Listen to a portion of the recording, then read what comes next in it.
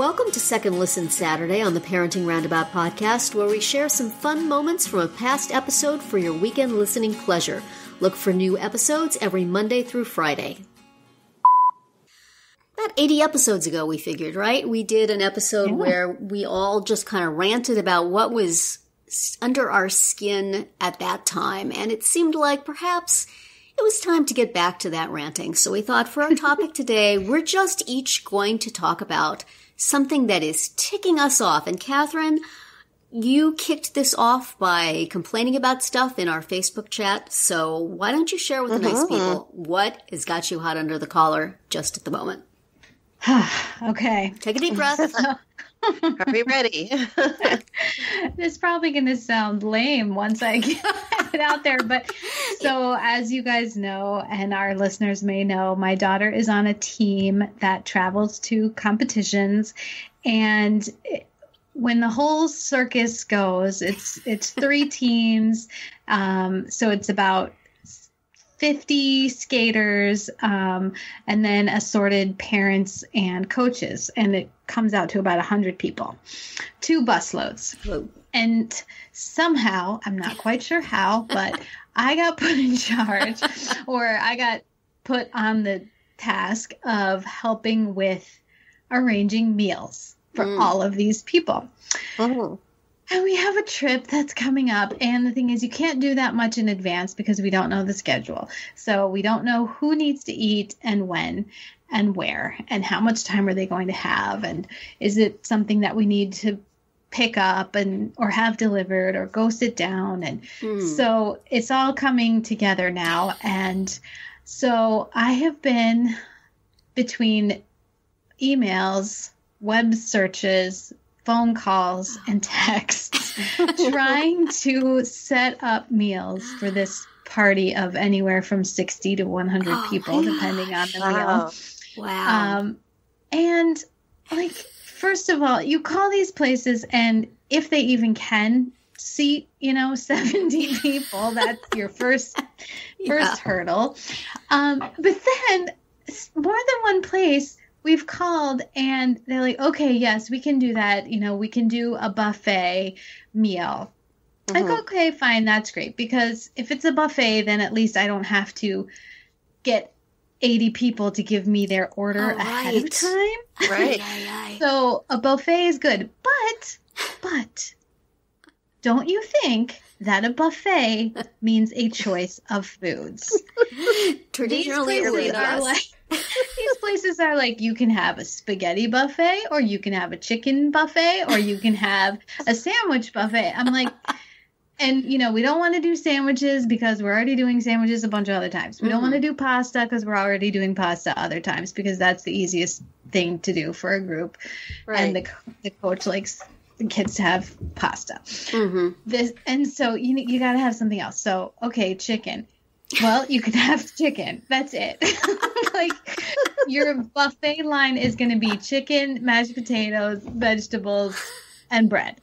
And so it's basically like self-serve cafeteria. Like, to me, that's not a buffet. No. Unless they have like 3 or 4 different kinds of chicken. Maybe this is it. Maybe it's fried Parmesan.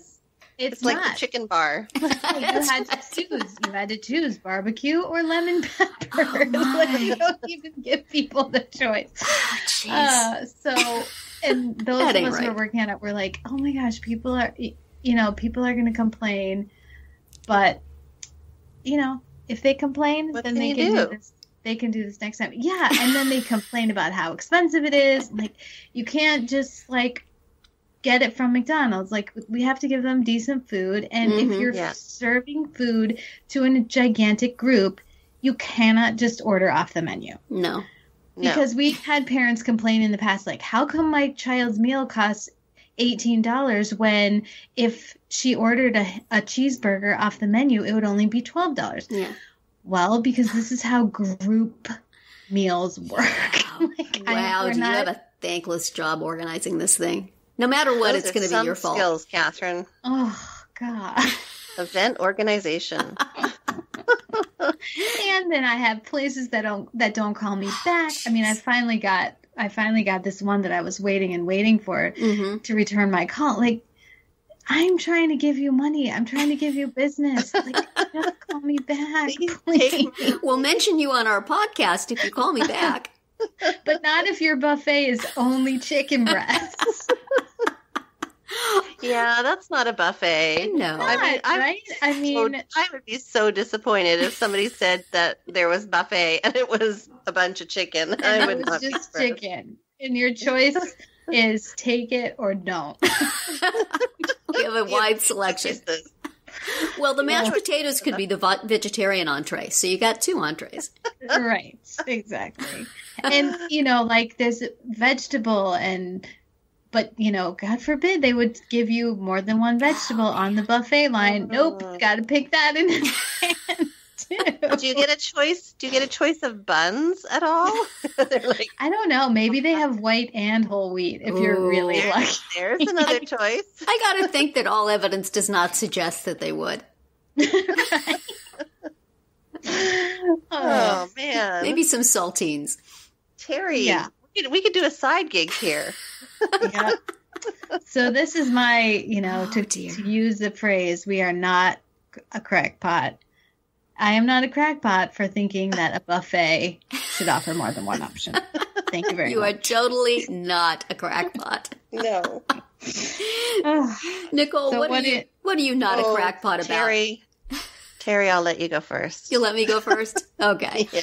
Well, in the spirit of we're ranting about small, silly things just because they get under our skin. Right. I was originally going to talk today about the fact that when our local newspaper redesigned the paper, and not in a good way, in my opinion, they put a fold through the middle of the puzzle that I do every day. How can you put a fold through the middle of the puzzle? That is just wrong. And I was building up some steam on this, and my husband just laughed at me and said, that's a stupid thing to rant about. So I'm going to rant about him. There you go. Oh, that'll teach him. And specifically about the sort of gaslight treatment I'm getting on the incredible volume of our dishwasher. Now, every appliance in my kitchen is well past its need for replacement date. I mean, our refrigerator and our microwave, I think we got before we were married 25 years ago. And we've been in this house for quite some time. The stove and the dishwasher came with it. They've got to be about that same generation. But, it's one of those things where it doesn't make sense to replace the appliances if we're eventually going to redo the kitchen, and we can't redo the kitchen until we redo the bathroom, so we don't have the money to redo the bathroom. So it's one of those things where, okay, you're careful with how you close the refrigerator so that the freezer door doesn't pop open. We know this. We hope the microwave is not spewing out harmful radiation now that it's way, way, way past its age when it's too old. We know that the oven automatically shuts itself off from time to time for no apparent reason. We turn it back on. We understand this. But the dishwasher has been getting progressively louder for quite some time.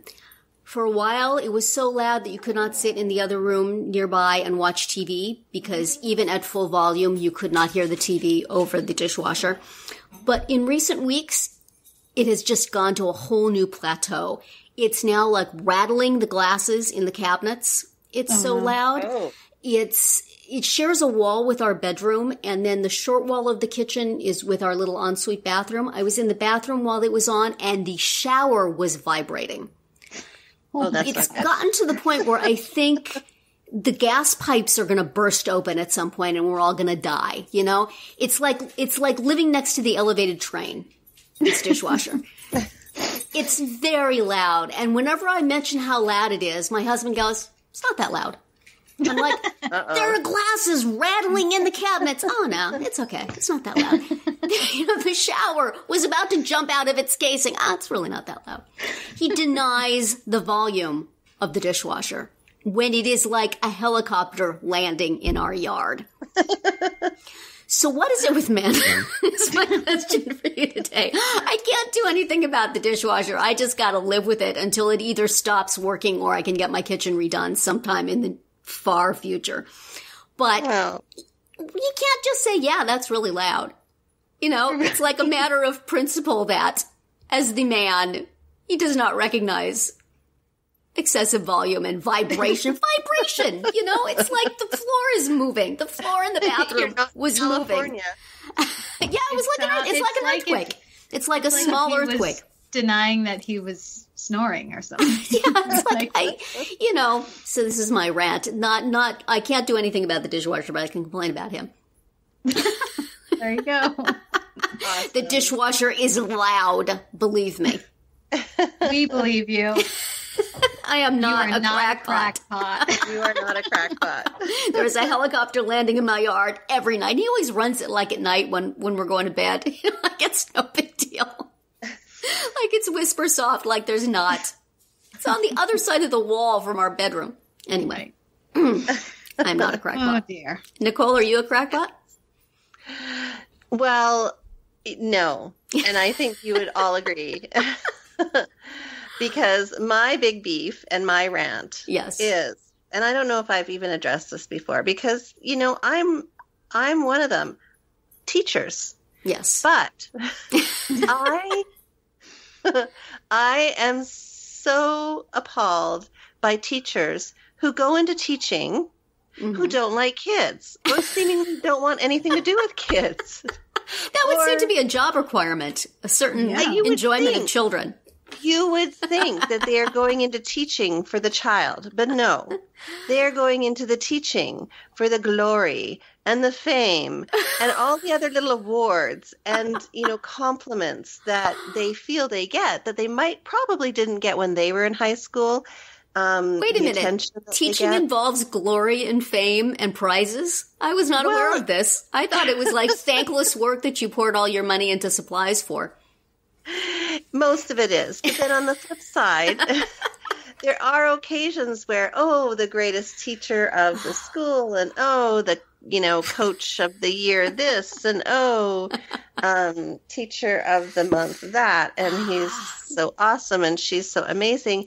And yet they treat your child like dirt. And that just drives me nuts. And I am ranting this week about it because I am like, what are you doing? Yeah. This is not the job for you because you are not serving my kids' needs. You are not serving any kids' needs with the attitude you have. And you must be unhappy all day if this is the job you're doing and you are so ill-suited for it. It can't be a lot of fun. Go do something else. Why do you look forward to going? I mean, nobody wants to go back to high school on purpose because they want to. So why are you there? So please, if you're listening to this and you're a teacher and you're having a little bit of an attitude problem, do something about it. We can tell. I am not a crackpot for thinking that teachers need to go into teaching for kids, not themselves. Absolutely. There you go. That's my rant. None of us are crackpots. We are all quite reasonable. Yes. You sound reasonable. That's